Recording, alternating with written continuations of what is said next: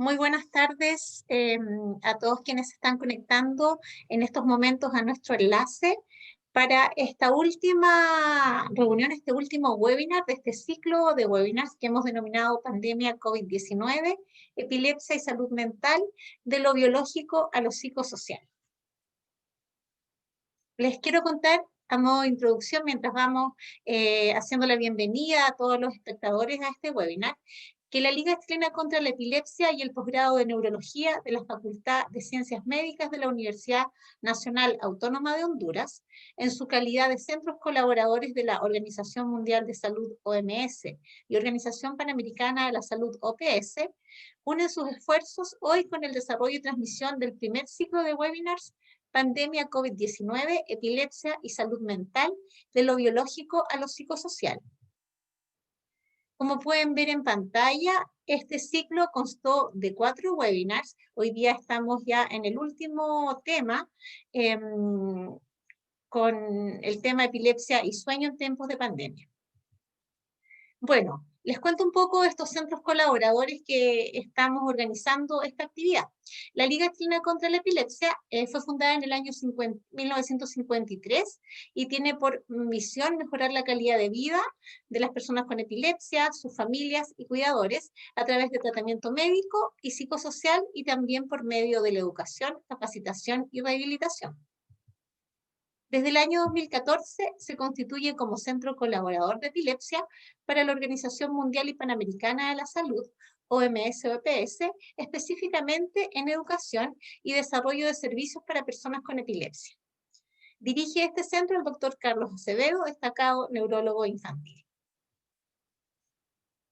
Y en el 2016, la Facultad de Ciencias Médicas de la Universidad Nacional Autónoma de Honduras fue designada como centro colaborador de la Organización Panamericana de la Salud y Organización Mundial de la Salud, OPS-OMS, a través del programa de posgrado en neurología para la investigación e intervención comunitaria en epilepsia, convirtiéndose así en el primer centro colaborador de este país.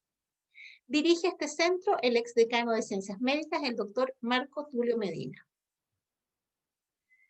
Bueno, como les contaba, ambos centros se unen hoy día en un trabajo conjunto en el primer ciclo de webinars Pandemia COVID, Epilepsia y Salud Mental, de lo biológico a lo psicosocial. Y hoy día, jueves 17 de diciembre, estamos terminando este ciclo con el cuarto webinar que hemos denominado Epilepsia y Sueño en tiempos de pandemia. Nos van a estar acompañando hoy día destacados especialistas en el tema. Vamos a tener la conferencia de la doctora Claudia Rifo, que es neuróloga infantil, neurofisióloga clínica y además experta en el tema de sueño. Nos van a acompañar luego como panelistas, contribuyendo desde su experiencia y desde su formación, la doctora Karina Rosso, neuróloga infantil, y el doctor Arnold Thompson, que es docente de la Universidad Autónoma de Honduras y además es el presidente del capítulo hondureño del IDE. La mesa redonda va a ser moderada por el doctor Tomás Mesa, neurólogo pediatra, director de la Liga Chilena contra la Epilepsia y además presidente del Comité Latinoamericano del IDE. Le damos las gracias a los espectadores que se están uniendo a este enlace, a esta hora, a los expositores, por supuesto, a los panelistas, a los pacientes y a los familiares que nos compartirán sus testimonios de vida en estos tiempos de pandemia. Bienvenidos y bienvenidas. Entonces, para dar inicio, vamos a dejar con ustedes a la doctora Claudia Rifo para que comience con la conferencia de epilepsia y sueño en tiempos de pandemia.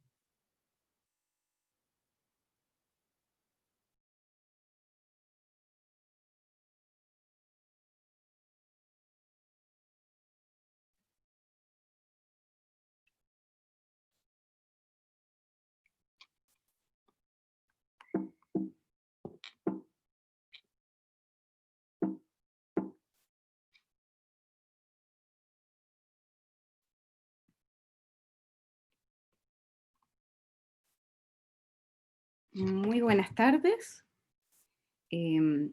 Vamos a partir esta conferencia, Epilepsia y Sueño en tiempos de pandemia. Para empezar, comentarles que no hay ningún conflicto de interés. ¿ya? Y algunos de los tópicos, y esperamos tener muchos más en la discusión, el rol del sueño, un poco del COVID durante la pandemia y su impacto, importancia del problema, algunas recomendaciones para algunos pacientes y algunas conclusiones. Para empezar, tenemos que hablar un poco de qué es el sueño y por qué es importante que estemos hablando de este tema. El sueño es un estado fisiológico activo en el que hay una disminución del estado de conciencia, pero es reversible, transitorio y cíclico.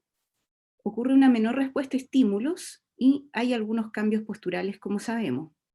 Pero el sueño está presente, y como vemos en la foto, en las distintas especies, y por algo es, porque es importante. Y vemos ahí un delfín, como durante su nado puede tener activo un hemisferio y estar durmiendo con el otro. También vemos que las aves, durante su migración, pueden dormir mientras vuelan, y algunos caballos pueden dormir de pie. Así que los cambios posturales varían en relación a las distintas especies. Y esta frase es interesante porque si el sueño no cumpliese una función absolutamente vital, sería uno de los más grandes errores de la evolución. Algunas funciones a nivel del sueño, ¿ya? Y a nivel cerebral sobre todo. Sabemos que el sueño puede regular, y ha sido usado como modelo experimental, y acá vemos en la primera figura, en pacientes que se privan de sueño aumentan los niveles de beta-amiloide. Y esto se ha usado como modelo para Alzheimer, ¿ya? Durante una persona privada de sueño disminuye el aclaramiento de ciertas sustancias tan relevantes para tener un equilibrio.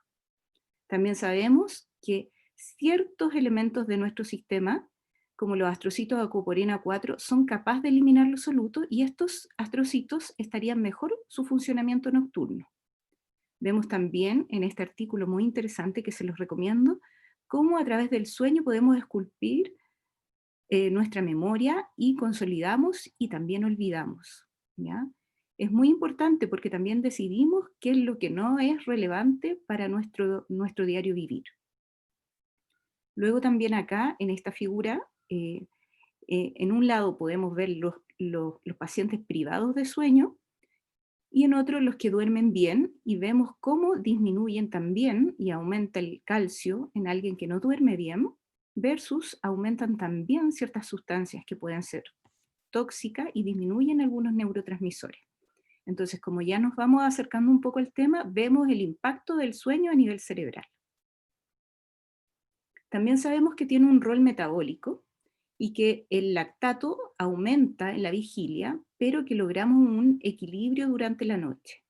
Habíamos mencionado el astrocito, que tendría un rol, y este lactato, que luego es transformado a LDH y luego a piruvato, es capaz de aumentar la excitabilidad neuronal. Esto es muy relevante, por eso vemos que pacientes privados de sueño van a aumentar niveles, entre otros, electrolitos, sustancias químicas, neurotransmisores, entre otros, y va a aumentar la excitabilidad. Como sabemos, en la epilepsia hay un aumento de la excitabilidad. Entonces, esto va a predisponer a un aumento en las crisis epilépticas. Para algunos investigadores esto ha sido algo relevante y han tratado de ver qué antiepiléptico podría influir en disminuir el LDH como otro target para los fármacos antiepilépticos, y vemos que prácticamente ninguno de los fármacos que están abajo es relevante en reducir el LDH. Por ende, cuando decimos que un paciente debe dormir, prácticamente es más relevante que duerma tanto o más que tome su fármaco antiepiléptico. También sabemos que el sueño y las emociones están muy relacionados. Si hay una persona que no logra dormir o que duerme menos de las horas que debe, lo que va a ocurrir es una alteración de la corteza frontal hacia la amígdala. Y como vemos, va a haber una hiperactivación de la amígdala, que es la que toma decisiones, pero no va a haber un filtro. Por ende, la persona probablemente tenga algunos arrebatos, impulsividad, o tome algunas decisiones no tomadas a nivel frontal, con la parte más cognitiva. Entre otros efectos del sueño, ya más a nivel somático, tenemos el aumento de las catecolaminas, la secreción aumentada de cortisol, Una disrupción del ritmo circadiano van a disminuir la sensibilidad a la insulina, va a disminuir la leptina que tiene que ver con la saciedad y por eso tenemos un aumento de la grelina y por ende un aumento del apetito. Una persona que duerme poco también va a aumentar su apetito. Aumenta el consumo de oxígeno, aumentan diversos radicales libres y disminuye en el tiempo la producción de melatonina. Entonces esto se convierte en un círculo vicioso donde vemos estrés, problemas psicosociales y en algunos casos hasta cáncer. Vemos cómo la luz a través del núcleo supraquiasmático puede ciclar todos nuestros órganos, ¿ya? ¿Y cómo hace esto? Es un mecanismo bien complejo que no es la idea entrar ahora, pero a través de los núcleos cerebrales vemos cómo sustancias anorexígenas o orexígenas van realizando todo este equilibrio que nos permite ciclarnos. Y esto es porque el sueño está involucrado en la leptina, como veíamos en la alimentación, en la capacidad de nuestro tejido adiposo, en cómo absorbemos ciertos elementos. Y entre otras funciones, vamos a ver que fomenta el crecimiento del desarrollo del cerebro, el aprendizaje, como habíamos visto, la eficiencia sináptica y la plasticidad, puede regular nuestro comportamiento como veíamos a través de las emociones, y la toma de decisiones va a fortalecer nuestra función inmune y proporciona un óptimo tiempo para limpiar el cerebro, diciéndolo de un modo más simple, de algunos desechos celulares y neurotoxinas. Entonces, esta presentación tiene un sesgo, como veíamos, que me dedico a niños, pero ahí el doctor nos va a poder complementar algunos datos de adulto. Vemos cómo a la edad de 2 años el niño ha pasado 10.000 horas dormido comparado con 7.500 horas despierto. Entonces es muy relevante en el desarrollo cerebral de un niño el sueño, más que las horas de vigilia, como vemos hasta los 2 años, ¿ya? Y acá vemos cómo el niño pasa tanto a la primera semana, esto es lo que vemos que hace durante la noche en negrita, y las siestas que duerme durante el día. Esto es un poco para recordar cómo el sueño va evolucionando desde la primera semana hasta la edad adulta y cómo se va haciendo cada vez más nocturno y van disminuyendo en el tiempo las siestas diurnas. Sin olvidar que hay importantes cambios como el retraso de fase que ocurre en la adolescencia y la poda sináptica. Estas son las recomendaciones que nunca la dejamos atrás, esta diapositiva, porque es muy importante conocer cuánto debe dormir un niño según las diferentes edades. Vemos que el rango adecuado o recomendado, esto es a recomendación de expertos, sería lo azul, y vemos que un rango aceptable, podríamos decir, en un niño, en un infante, sería entre 12 y 15 horas, versus ya una persona mayor de 65, en que 7 y 8 horas sería lo recomendado. Lo amarillo es lo que no debería producirse y podría ser apropiado dependiendo de algunos factores genéticos, cronotipos y otros factores, lo que está en verde. Ahora, estas recomendaciones fueron hechas para personas sin patología. Y ahí tenemos que tener en cuenta que no tenemos este tipo de tablas para pacientes con epilepsia, pacientes con síndrome genético o pacientes, por ejemplo, con algunas patologías más específicas. ¿Qué ocurre con el sueño y la epilepsia? Sabemos que hay una relación bidireccional. La influencia del sueño en la epilepsia se ha reconocido desde la antigüedad. ¿Ya? Desde Hipócrates sabía que se podía privar a alguien y iba a tener crisis. Se sabe que es un activante. Ahora no se entendía muy bien cómo ocurría esto. Y el sueño en niños es comprendido solo si hace unas pocas décadas. La epilepsia altera el sueño y el sueño altera la actividad epiléptica, como hemos visto, y predispone a las crisis. Sabemos que algunos cambios van a suceder en un paciente con epilepsia, y esto es bien interesante porque este paciente está aún sin terapia farmacológica. ¿Ya? Esto se estima secundario a la epilepsia per se y hay bastantes estudios. Va a ocurrir una disminución del tiempo total de sueño, va a aumentar los despertares nocturnos y van a aumentar la duración de estos despertares, va a haber un sueño más superficial y va a haber una reducción del sueño REM.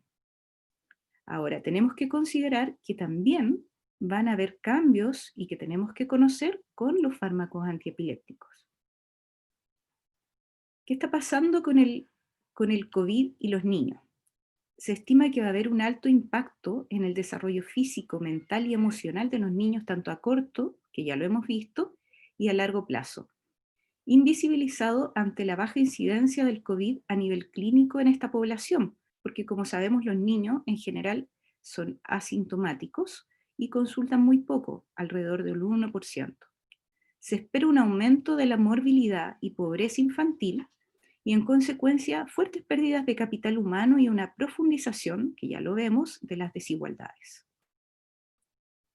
Y las preocupaciones en general, tanto de la familia, ha sido el abastecimiento en la primera línea, el confinamiento, que fue una preocupación, cómo le iban a llevar, la familia, sus ingresos, el teletrabajo, la menor exposición al sol, que afecta directamente también al sueño, el estado emocional, todo esto está íntimamente ligado, el sedentarismo, que iban a estar en sus casas, la actividad física iba a disminuir, y el miedo al riesgo de infección.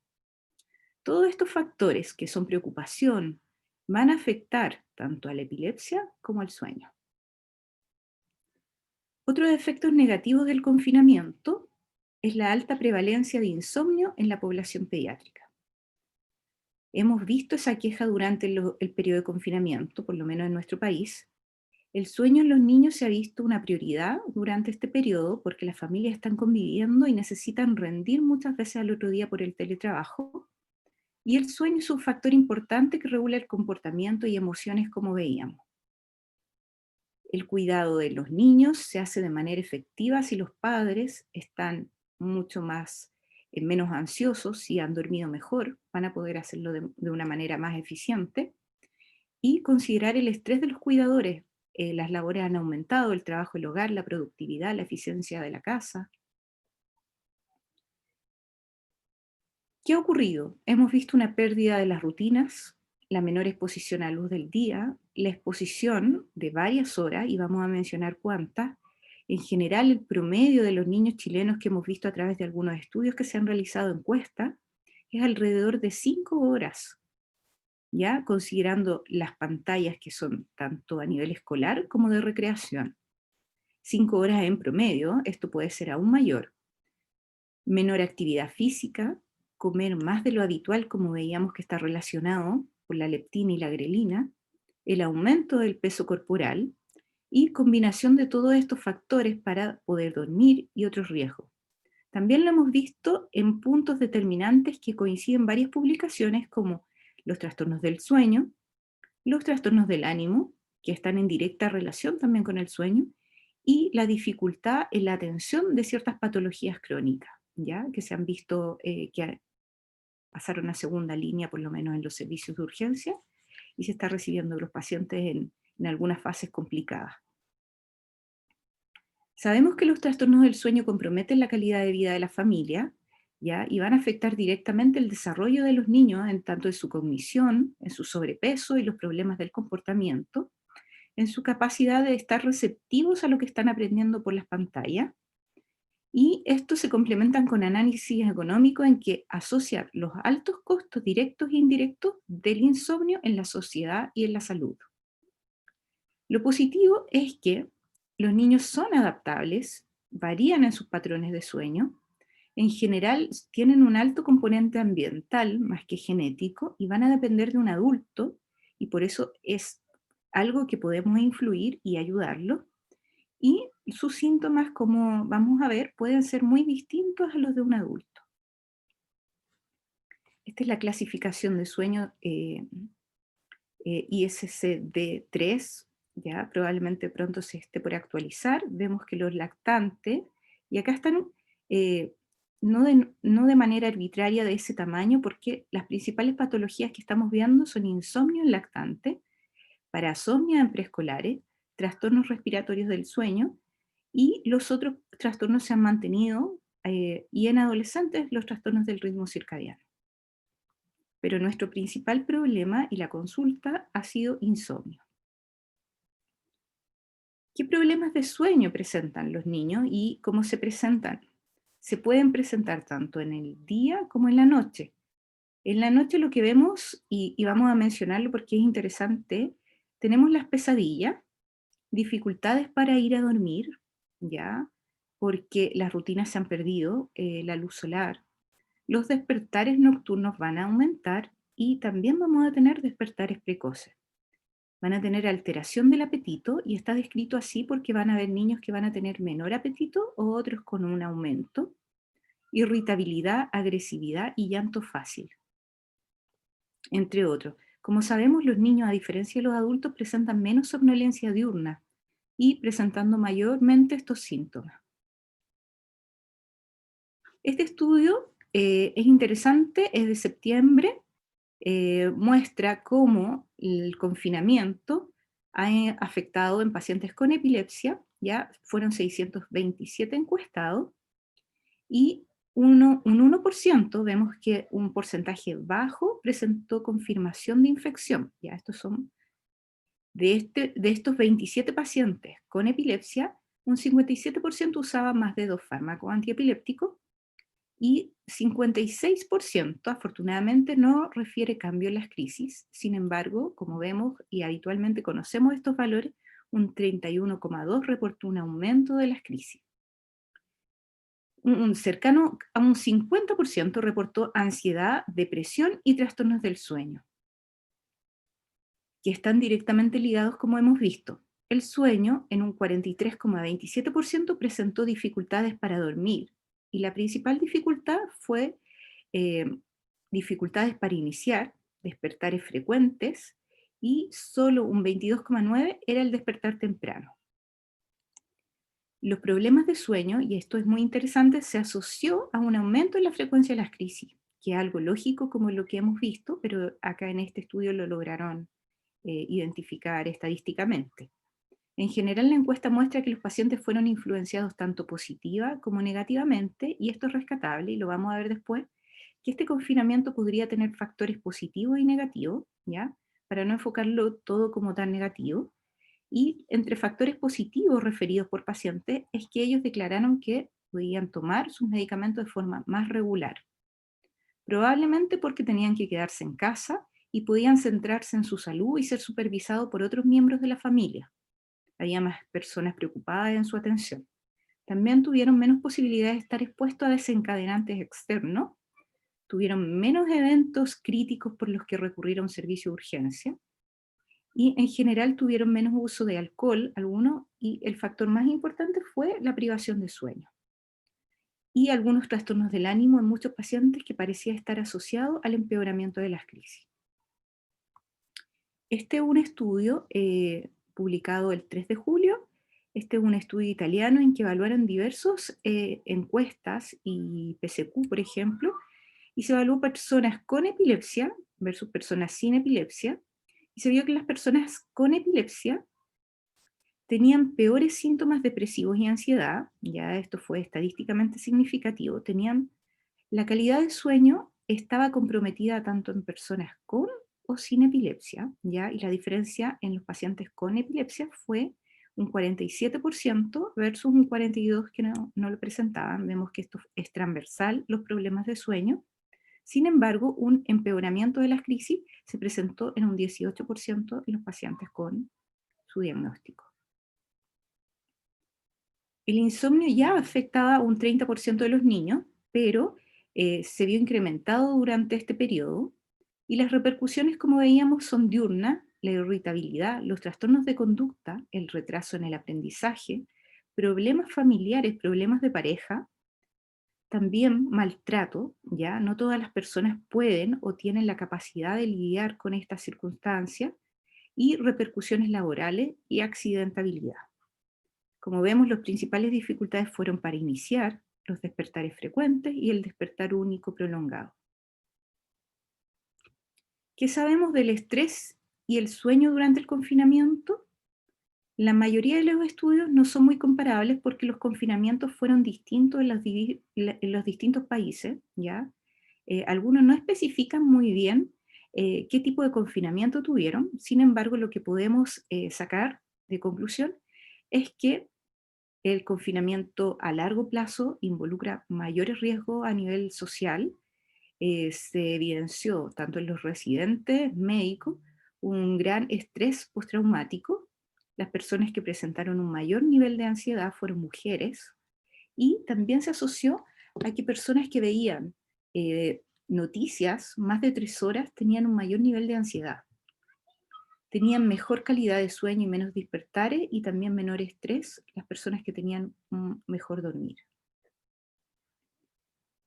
Acá me detengo porque hemos recibido consulta a nivel pediátrico de pacientes por sus sueños, ¿ya? Y la pandemia ha provocado un aumento de un 35% del recuerdo de los sueños, ¿ya? Y esto tiene que ver con la fragmentación del sueño, por eso lo recordamos más. Y un 15% ha informado más sueños negativos de lo habitual. Un poco hablar de los sueños, porque esto no es patológico, sin embargo están vinculados a nuestras emociones y también vinculan nuestra respuesta emocional. Nos permiten recordar y integrar información, y sugieren que la capacidad de la actividad mental tiene un rol en soportar el estrés en diferentes rangos de edad. Ya es una forma de manifestar el estrés y, como vamos a ver, permite probar nuestras ideas, nuevas ideas, sin las limitaciones de la lógica. ¿Ya? Así que son relevantes. ¿Y qué ayuda a tener un mejor dormir o un mejor sueño, una higiene del sueño? ¿Qué podemos hacer cuando se angustian los niños por este tipo de sueño? Acompañarlos, contenerlos. Hablarles de que esto ocurre en un mundo psíquico que ocurre en el cerebro, pero que no es realidad, ¿ya? Y que la realidad esto probablemente no va a ocurrir. Y en algunos contextos, para algunos niños más grandes, se les puede intentar dar una interpretación dentro de lo que ellos pueden comprender. Acá tengo algunos dibujos, por ejemplo, de un niño de 5 años en que dibujó un pez y que todo estaba envuelto en agua y que el pez tenía unos dientes que llamaban la atención. Acá un niño soñó que estaba en una habitación solo y había un taladro listo para ir hacia él.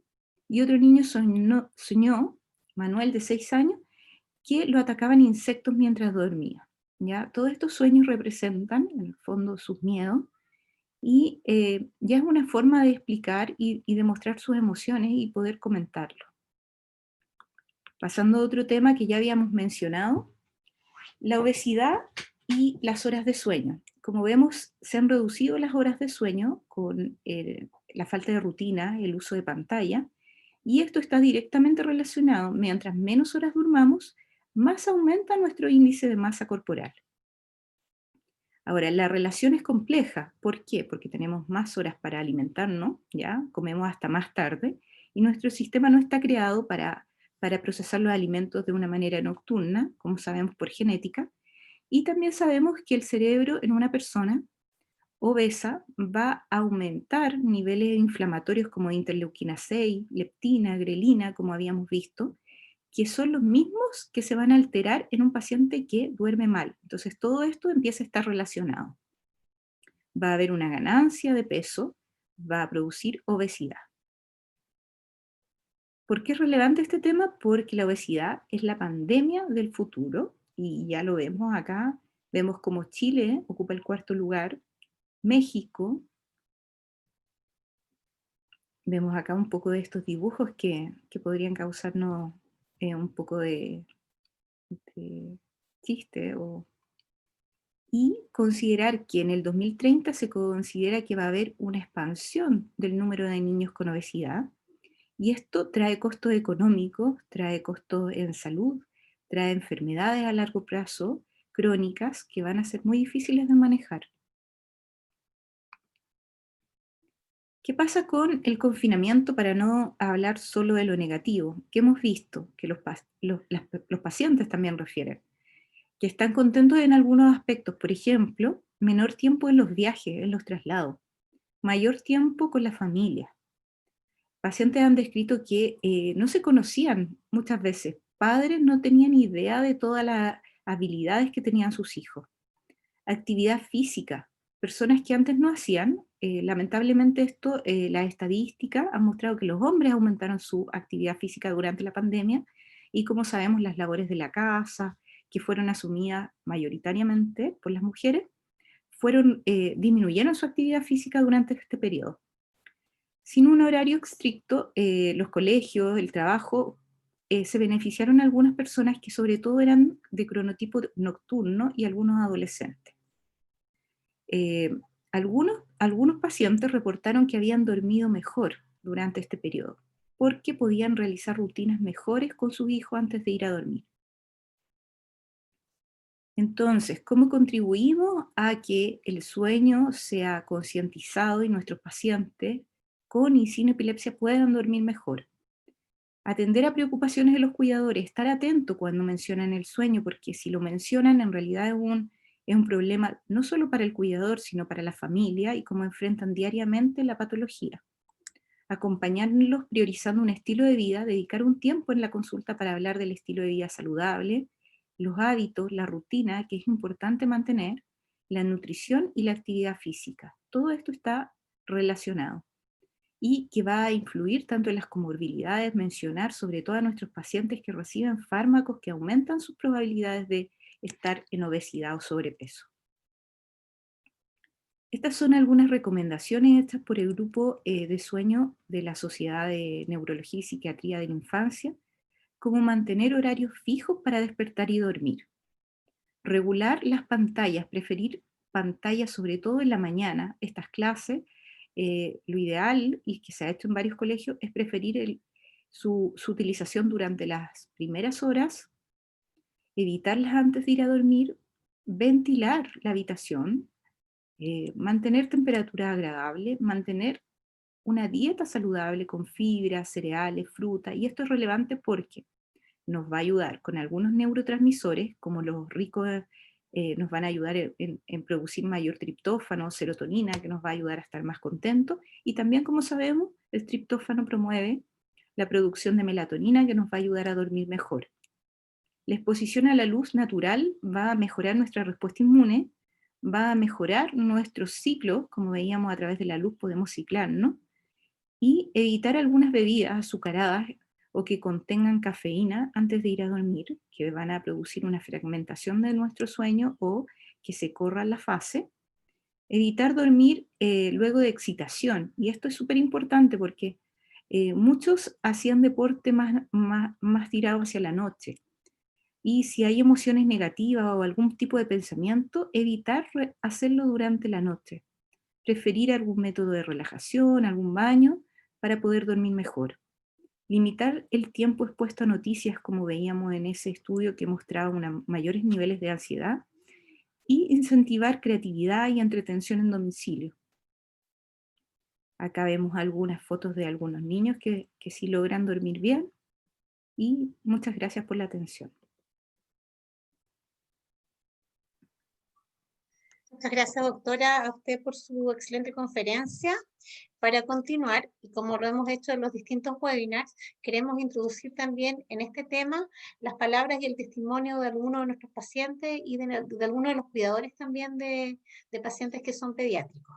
Entonces, los voy a invitar ahora a que conozcamos el testimonio de Pedro Campos, que es el cuidador, el padre de Jesús, un paciente pediátrico con epilepsia. Hola, mi nombre es Pedro Campos, junto a Paola Guzmán somos los papás de Jesús. Queríamos contarle un poco cómo ha sido este 2020 con nuestro hijo dado al COVID. La verdad que ha sido un poco complicado, ya que Paola es la que ha tenido que llevar la mayor carga y ella está con teletrabajo, partió en marzo con teletrabajo. Entonces hacer todas las actividades correspondientes a su trabajo, las clases online del colegio y los encuentros con la tía Katia y la tía Jimena del CDI de la liga, la verdad que se nos ha complicado. También Jesús ha tenido varios cambios en este año, dado al encierro, por un tema de que se aprovecha un poquito de la circunstancia y como mi señora está trabajando, el tema del abuso de la pantalla, sobre todo el celular, se manifiesta más. Esto nos ha traído algunos problemas de trastornos del sueño, No, no complicado, la verdad, pero sí se ve afectado porque duerme menos, por el tema del uso del celular o ver televisión, se acuesta más tarde de lo normal, entonces las jornadas son más largas, en algunos minutos está irritante, está más porfiado. Ahora sí tengo que contar que el apoyo de la Liga Independiente que nos ha costado contactarnos en algunos minutos, poder hacer toda la rutina, es de gran ayuda. Nos han apoyado mucho porque no estábamos preparados para enfrentar esto. Pero es lo que les puedo contar como familia. Hola, mi nombre es Pedro Campo.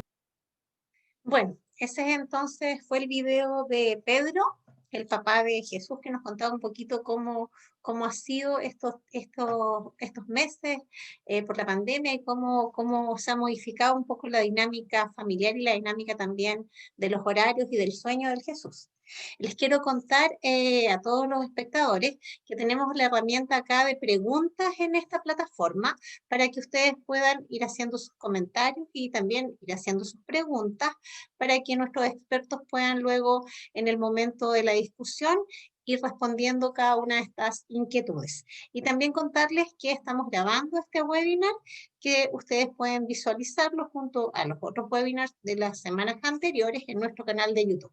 Y ahora sí los invito a conocer a Susana Zúñiga, paciente hondureña, que nos va a contar un poco su experiencia en relación al tema del sueño durante esta pandemia. Hola, les saluda Susana Zúñiga, hondureña, paciente de epilepsia miocrónica juvenil. Debido a la pandemia, me vi en una situación difícil en los primeros meses porque me descompensé durmiéndome tarde y despertándome tarde, lo que me conllevó a desayunar, almorzar y cenar tarde. Y eso me orinó subir de peso. Cuando yo regresé a mis labores normales, ya empecé con una disciplina, por decirlo así, de volver a mi realidad, llevar los términos que el médico me indicó, tanto con mis medicamentos, también las medidas de bioseguridad, y así también llevé a mi hogar, que iba del trabajo a mi casa y de mi casa al trabajo. Después, con el tiempo, fui también haciendo labores, cosas que no pensé que yo podía desarrollar para desestresarme, que era lo más importante dentro de todo y que me ha ayudado muchísimo para no tener ninguna crisis, porque hasta la fecha, este año, yo no he padecido de ninguna crisis convulsiva, gracias pues a que he tratado de relajarme y hacer actividades diferentes. Y yo pues les recomiendo de que traten de hacer cosas diferentes, disfruten la vida y que aprendan a vivir con esta situación que estamos pasando, porque la verdad es que tenemos que seguir adelante para poder vivir bien y no tener ningún problema. Disfruten a su familia, sus seres queridos y sigan adelante. Muchas, pero muchas bendiciones. Bueno, esos fueron los testimonios que teníamos para ustedes el día de hoy en el tema de sueño. Y ahora los dejo con el doctor Tomás Mesa, que va a estar dirigiendo la mesa redonda para que puedan empezar ya la discusión y a responder las preguntas. Doctor. Muchas gracias, Loreto. En primer lugar, quisiera agradecer a las personas que dieron su testimonio, donde lo escuchamos atentamente entonces a Susana, de Honduras, ¿no es cierto?, donde nos contaba varias cosas que la doctora Claudia Rifo nos decía.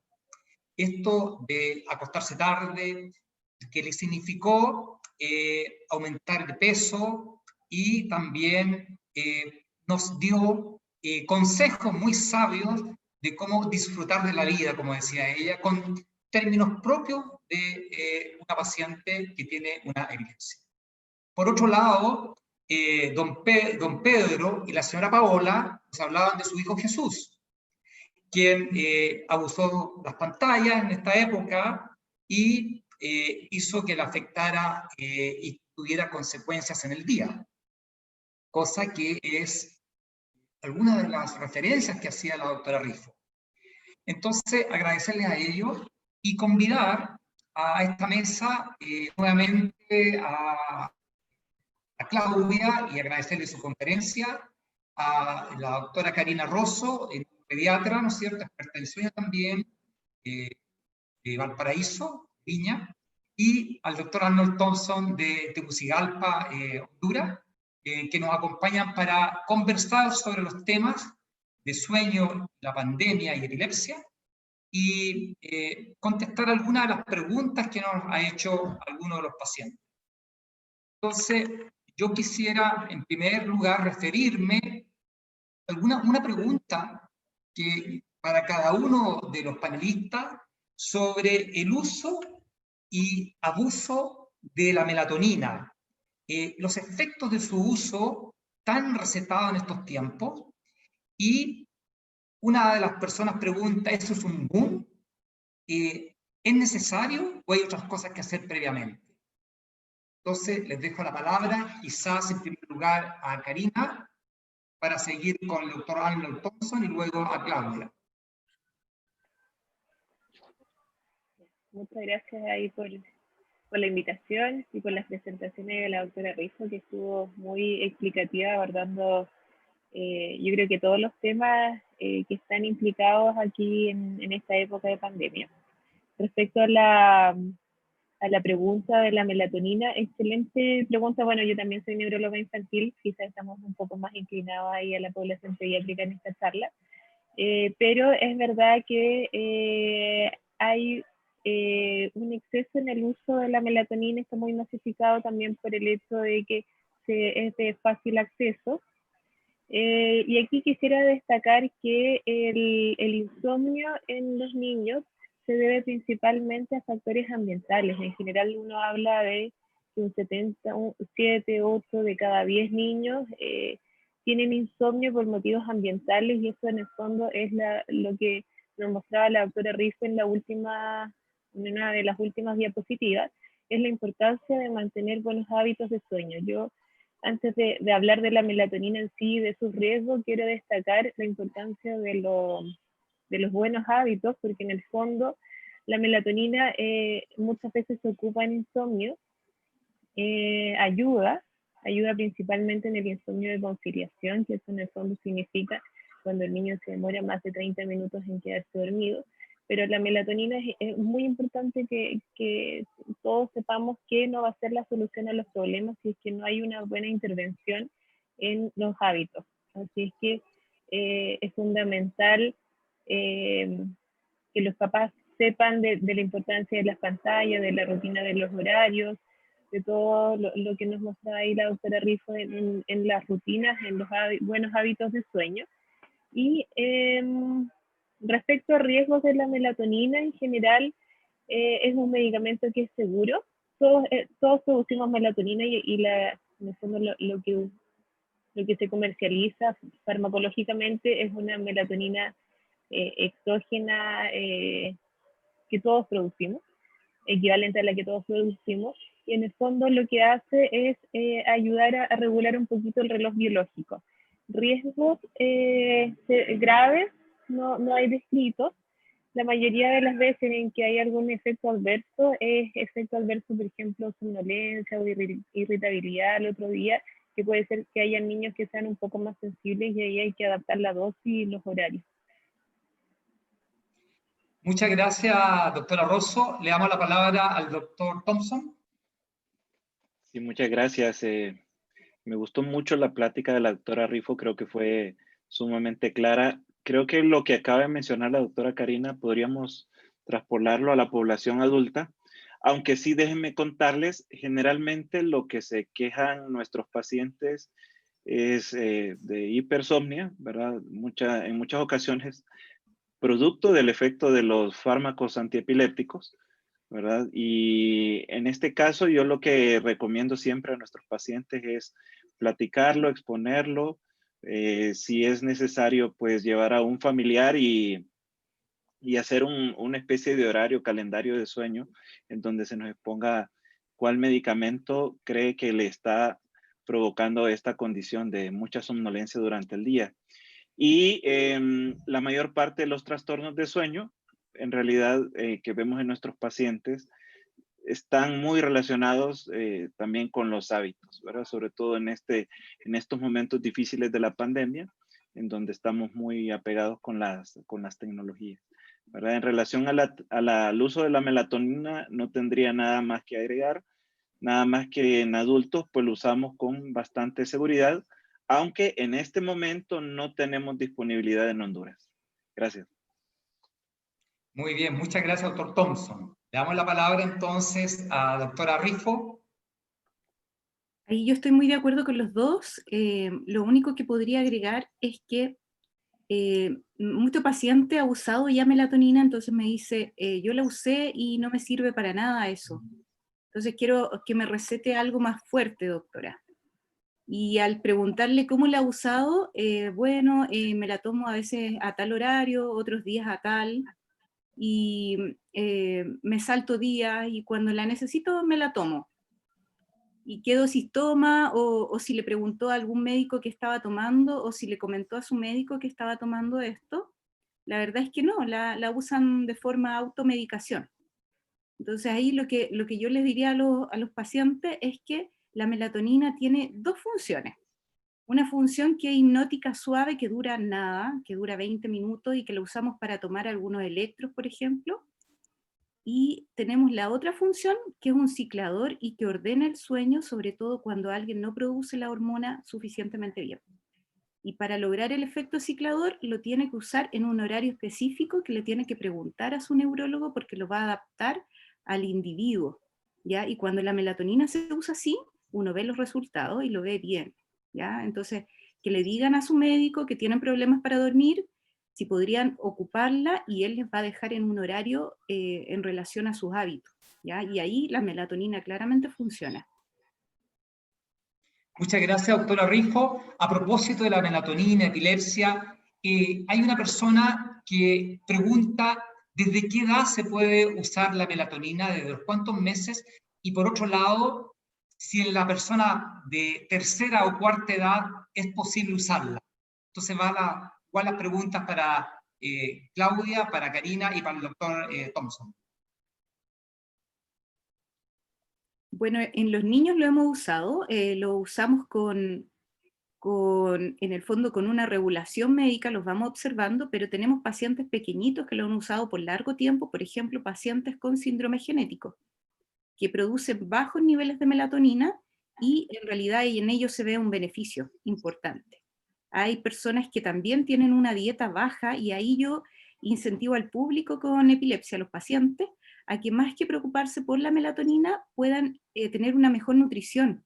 Aumentar sus niveles de triptofano va a mejorar su producción de melatonina de una forma más natural, ¿ya? Eso podría aportar tal vez que en los niños, más que darle un fármaco, que supervisado por el médico idealmente, puedan aumentar la dieta de alimentos ricos en triptofano, como cuáles: plátano, naranja, algunas frutas, piña, cerezas, palta, espinaca, espárragos, que son alimentos que muchas veces los niños rechazan y que mejoraría su producción natural de melatonina.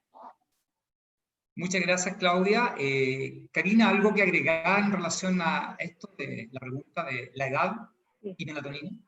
Respecto a la edad, en realidad estoy de acuerdo ahí con Claudia que se puede usar en niños pequeños, pero insisto, mientras más pequeños son, más importante es reforzar los hábitos. Así que en realidad antes del año es rara vez que uno lo ocupe en un paciente que no tenga una patología o una enfermedad de base. Quería destacar algo que a lo mejor no tiene tanto que ver con la edad, pero que es súper importante que los pacientes lo sepan, que el hecho de estar expuesto a las pantallas, a la luz azul que producen las pantallas, que lo mencionaba ahí la doctora Rifo, bloquea la producción endógena, la producción que todos hacemos de melatonina. Por lo tanto, muchas veces me ha pasado ahí a hablar con los pacientes, se quedan, a lo mejor los adolescentes, niños más grandes, se quedan viendo, bueno, o videojuegos o en el televisor hasta muy tarde y muchas veces quieren compensar eso con la melatonina, lo cual no tiene ninguna lógica, porque en el fondo al estar expuestos a la pantalla, bloqueamos la secreción que todos tenemos, y por otro lado estamos tomando una melatonina exógena que no es muy lógico en el fondo si uno lo piensa desde esa perspectiva. Así que como recomendación la idea es limitar el uso de pantallas, sobre todo en las horas previas, por lo menos 2-3 horas previas al inicio del sueño. Quería destacar eso que a lo mejor se nos pasó en la pregunta de antes. Muchas gracias, Karina, porque ese es un tema muy importante, pantalla y producción de melatonina natural en nuestro organismo. Gracias. Doctor Thompson, en relación a la edad, ya más edad, digamos, de la melatonina. Sí, realmente es un medicamento bastante seguro. Nosotros lo utilizamos en pacientes de edad mayor, ¿verdad? De lo que hemos estado hablando el día de hoy, solamente. Eso. Muchas gracias, doctor Thompson. Ahora hay otra pregunta, cambiando de tema. Hay una señora que dice que tiene un hijo de 8 años que se diagnosticó epilepsia este año en mayo, y desde que se diagnosticó está durmiendo muy mal, se mueve mucho al dormir, como si fueran espasmos, y despierta muy asustado. Y al día siguiente, le repercute porque está ojeroso, muy irritable y cansado. ¿Qué podría hacer para mejorar su calidad de vida? Pregunta la mamá. Quiero darle la palabra a Karina primero, después a Claudia y el doctor, si lo transportamos a un adulto, ¿qué le pasará a él? No hay pregunta. No me parece que sea normal. Muchas veces ahí yo creo que hay hartos factores que pueden estar influyendo. Muchas veces cuando se hace el diagnóstico de epilepsia existe un cambio en la dinámica familiar y hay cierta sobreprotección o mayor preocupación de los papás. Y eso muchas veces se refleja en que los miran más en la noche, a lo mejor estos saltos que a lo mejor muchos de los que están escuchando han tenido, que es como un salto brusco durante el sueño, se llama mioclonías de sueño. Puede ser que a lo mejor los papás antes no las vieran y ahora que están más atentos a cualquier crisis, empiecen a verla y sea un motivo de preocupación. Pero si esto le repercute durante el día, yo les recomendaría evaluar ahí efecto, por ejemplo, de los fármacos que está usando. Sería bueno saber qué fármaco está usando, y si es que hay algún grado de ansiedad asociado, porque esto de que se despierta asustado podrían ser pesadillas, puede ser exceso de pantalla, a lo mejor que está viendo muchos monitos agresivos o videojuegos en el día. Así que hay hartos temas ahí que abordar. Me gustaría saber los fármacos y los hábitos, la rutina de sueño, lo que hemos hablado todo este rato. Gracias, Karina. Obviamente, como tú decías, ver el diagnóstico diferencial, porque pueden pensar que son crisis, pueden ser nada más que mioclonías del sueño, y sobre todo con qué otras cosas está ese paciente. Vamos a preguntarle a Claudia si quiere agregar algo en relación a esto. Más o menos lo mismo que había dicho Karina, revisar la higiene, revisar los fármacos, que hable con su médico, que le comente esto y puedan comentarle que la relación es bidireccional. Si la epilepsia está no óptimamente tratada, va a afectar el sueño, como lo habíamos visto, y el sueño va a afectar la epilepsia, así que tenemos que abordarlo de alguno de los dos ámbitos, ¿ya? Y es el tratante, el que conoce mejor al niño, el que va a poder hacerlo de la forma más adecuada. Pero debe comentarlo porque esto influye en su calidad de vida y la de los cuidadores. Gracias, Claudia. Doctor Thompson, si lo transportamos a la vivencia de un adulto, ¿qué opinaría? Fíjese que las vivencias en el adulto serían un tanto similares, ¿verdad? Yo pensaría siempre en los efectos que tienen los fármacos antiepilépticos. Generalmente en el hospital en donde yo trabajo tenemos muchos pacientes con epilepsia fármaco-resistentes y ya sabemos que el añadir más fármacos antiepilépticos pues también se potencian los efectos adversos de estos. Entonces esa podría ser una de las posibilidades. por supuesto, es importante discutir cada uno de estos aspectos con el médico tratante para ver de qué forma se puede, pues, tratar de solventar esta situación, ¿verdad? Sin duda que afecta muchísimo la calidad de vida. En este caso, no solamente el paciente, sino que también todos los que están a su alrededor. Gracias, doctor. Hay otra pregunta en que dice en relación y que se le quería hacer a usted, en primer lugar, y el resto del panel también. ¿Qué diferencias podrían haber entre un sonambulismo que se está produciendo por la situación de la pandemia en un paciente con epilepsia y la epilepsia del lóbulo temporal?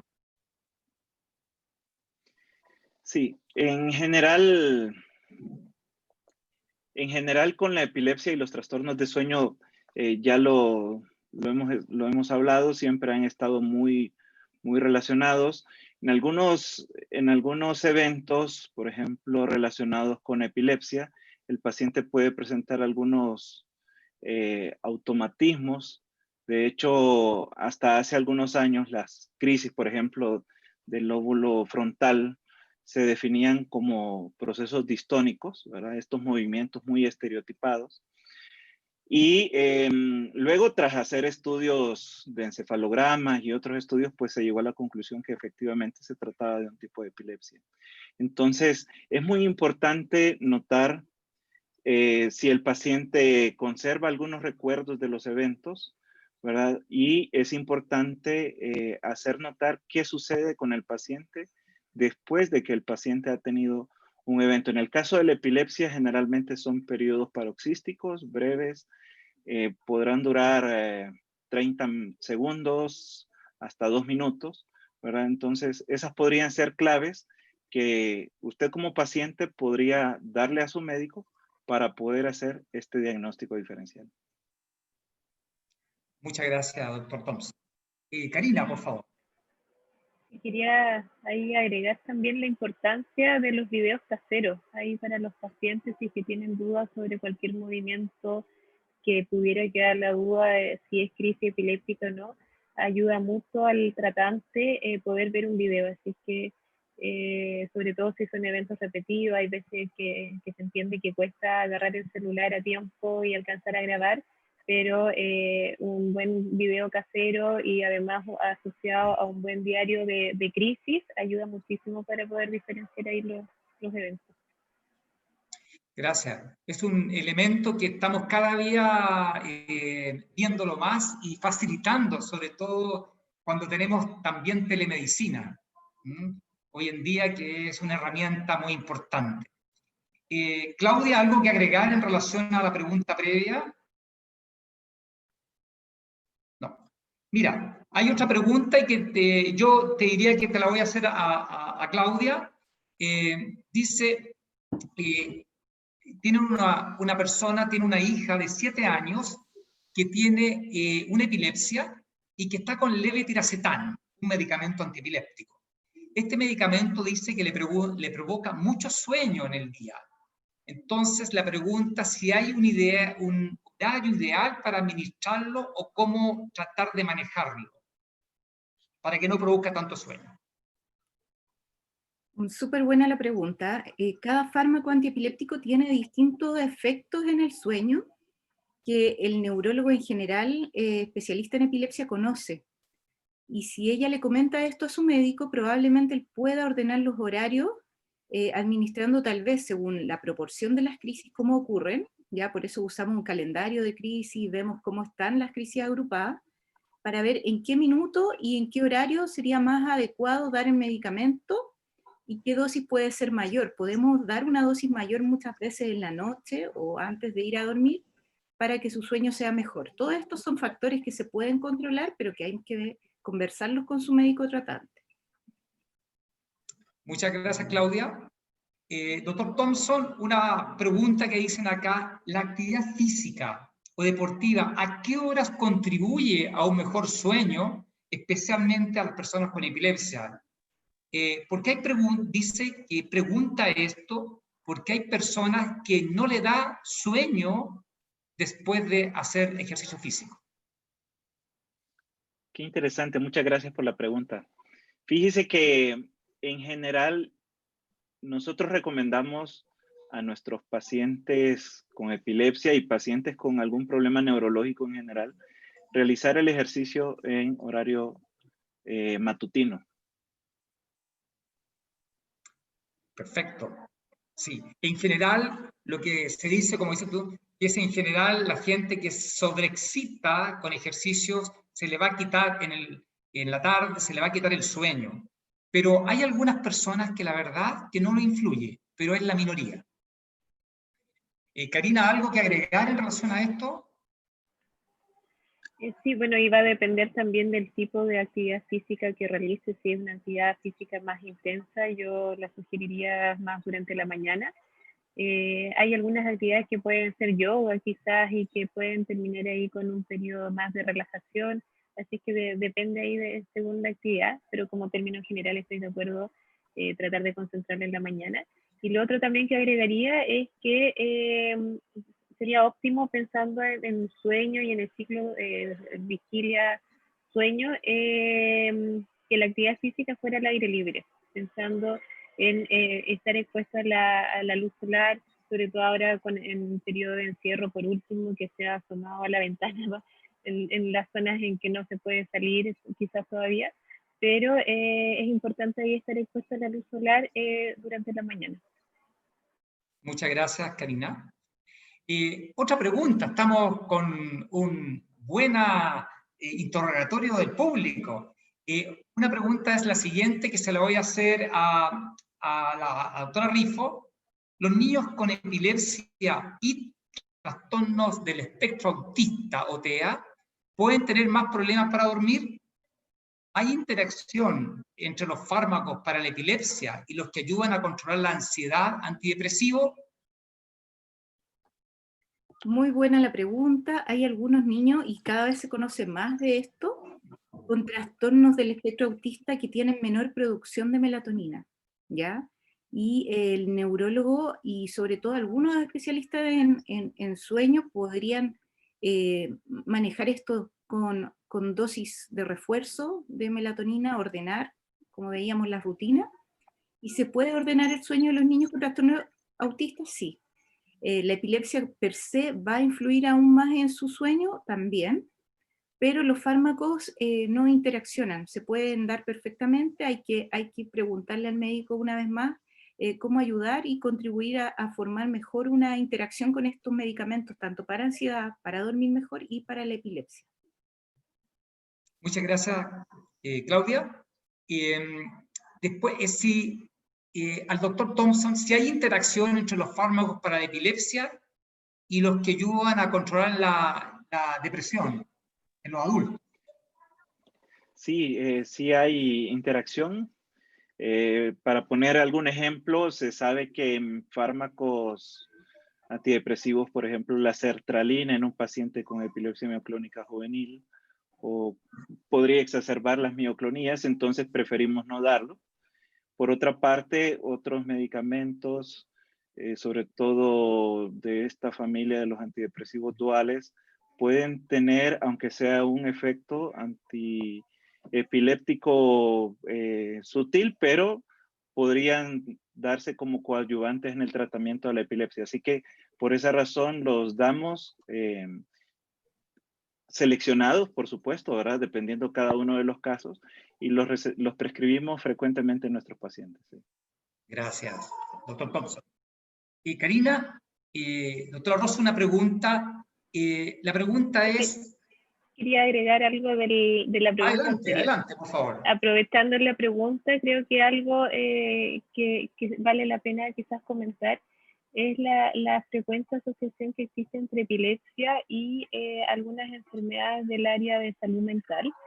Eso es importante también que los pacientes lo sepan y que estén atentos, a lo mejor que estén atentos es que, sobre todo en esta época que han habido cambios en la rutina, en muchos aspectos, estar atento a signos, por ejemplo, de ansiedad, de depresión, porque muchas veces se habla de una relación bidireccional entre epilepsia y salud mental, Por lo tanto, si es que es un paciente con epilepsia está deprimido y no lo abordamos con el manejo necesario, probablemente también se va a descompensar o se puede descompensar de la epilepsia. Así que es algo que hay que tener presente. En general se habla, por lo menos en pediatría, de que 3 de cada 10 personas, niños con epilepsia, tienen algún trastorno del ánimo, de depresión o del área de salud mental en general.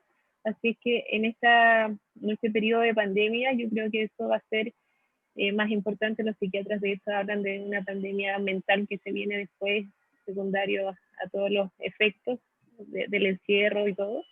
Es importante que lo tengamos presente para pesquisarlo y tratarlo, porque tienen manejo y muchas veces con un tratamiento farmacológico, psicológico andan muy bien. Quería aprovechar ahí de mandar ese comentario. Muchas gracias, Karina. Justo te iba a preguntar lo siguiente. Los pacientes que tienen epilepsia y son adolescentes, se ha visto que en general el adolescente, hay encuestas que muestran que casi el 98% de ellos duerme con su celular, cuando lo tienen, en su pieza y debajo de la almohada. Por lo tanto, es muy factible que se le interrumpa el sueño y se priven de sueño. ¿Cómo poder convencer a un adolescente de un mejor manejo de estos aparatos electrónicos para conservar un buen sueño?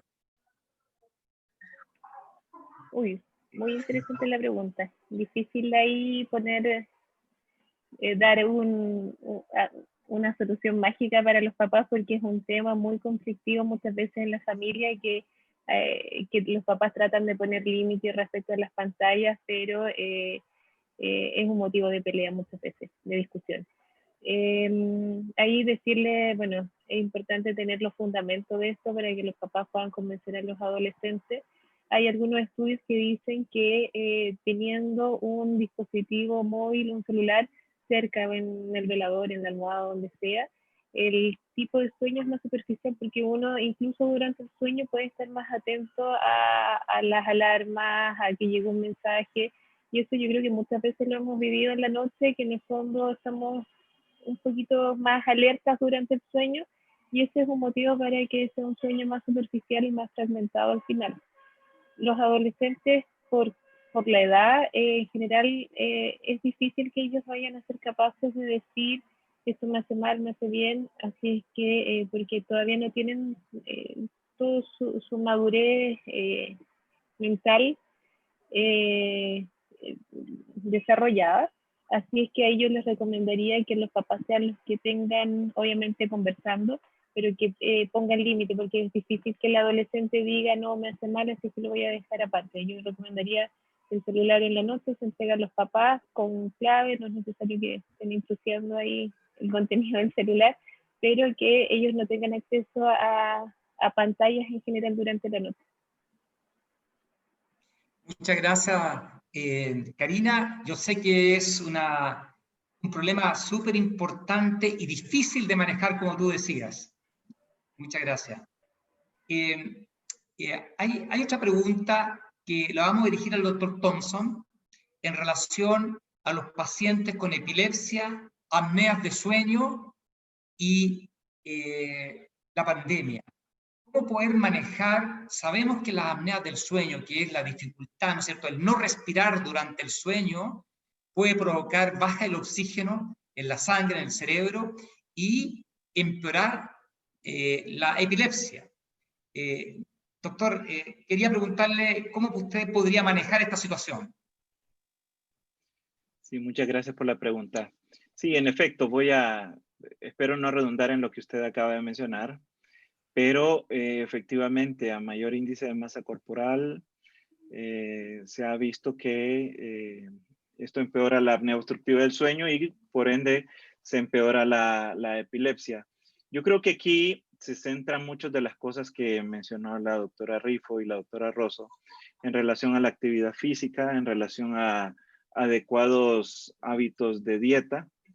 Por ejemplo, en el mapa de América Latina, en donde se presentan las curvas de obesidad, creo que Honduras pronto va a aparecer ahí. Si nos salvamos es solamente porque nuestra población es muy pequeña. pero en general tenemos muy malos hábitos de alimentación y en general hacemos muy poca actividad física. Así que lo que nosotros siempre hacemos con nuestros pacientes es dedicar unos 2-3 minutos durante la consulta para insistirle en este tema al paciente, que muchas veces pasa así como desapercibido. Muchas veces nos enfocamos únicamente en el control de las crisis y esto no es correcto, ¿verdad?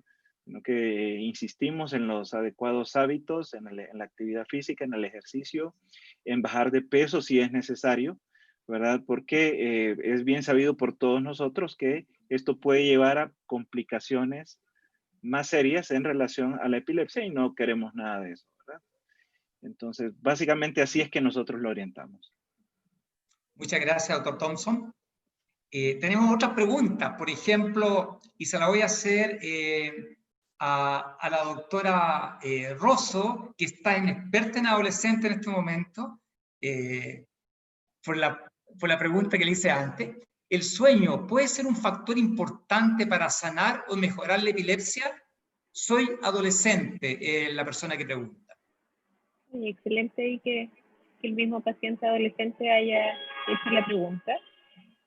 Totalmente hay una relación y por eso el tema de esta charla, de este ciclo, la relación estrecha que existe entre epilepsia y sueño. En general, si existe un mal dormir, puede ser que la epilepsia empeore. Y ese un ejemplo muy clásico es, por ejemplo, que para hacer electroencefalograma se pide que se haga una privación de sueño. Eso es porque nosotros esperamos que se descontrole un poquito de la epilepsia para que aparezca más alteraciones en el electroencefalograma. Así que definitivamente es importante tener buenos hábitos, dormir bien, para que se mantenga lo más controlada posible la epilepsia.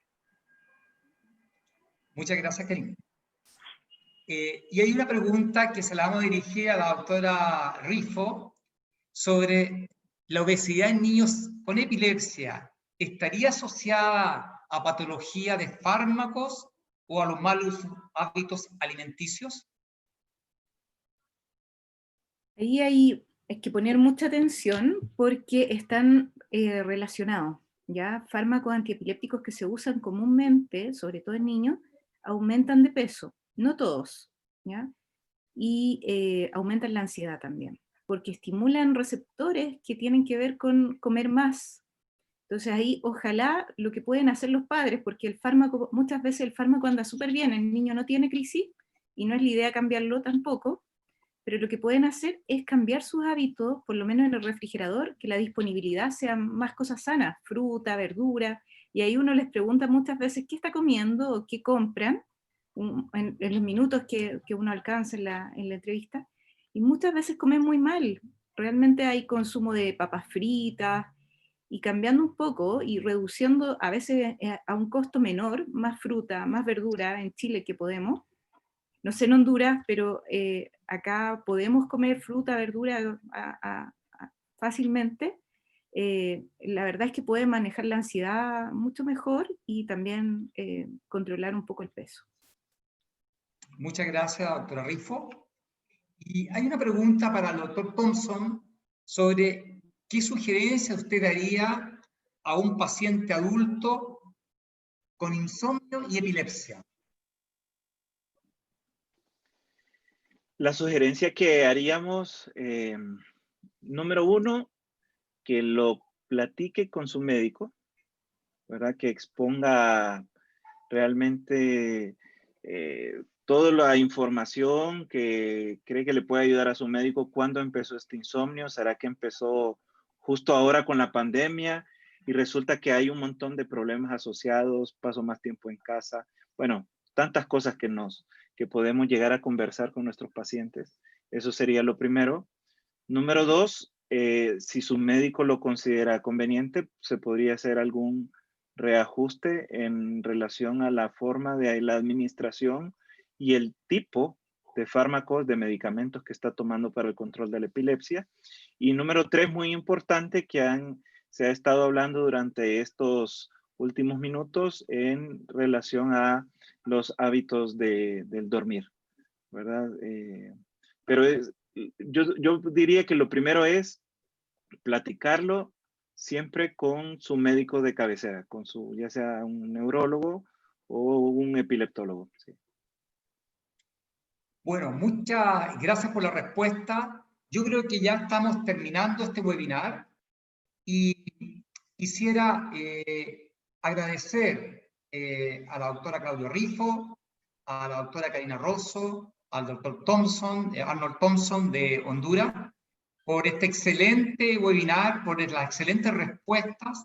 Esperamos que se haya contribuido al mejor dormir, ¿no es cierto?, de nuestros pacientes, especialmente con epilepsia en esta pandemia de COVID-19. Y así poder mejorar la calidad de vida cuando es necesario. Entonces, agradeciendo también al público que ha hecho las preguntas y a las personas que dieron su testimonio, yo dejo con ustedes a Loreto para que vaya finalizando el webinar. Así es, doctor.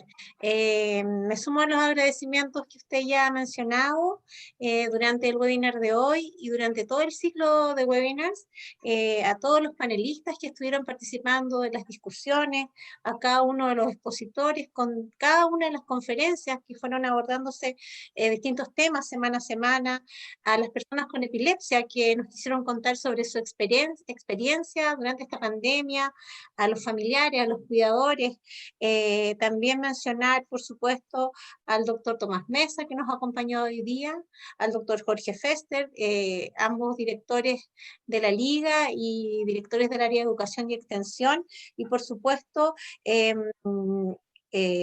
a los directores también de los centros colaboradores de Honduras y de Chile por esta iniciativa, ¿cierto?, de trabajo colaborativo que esperamos que en el futuro se pueda replicar con mayor éxito incluso, a todos nuestros espectadores que nos acompañaron y invitarlos finalmente a que puedan revisar la visualización de este webinar y de los anteriores en nuestro canal de YouTube.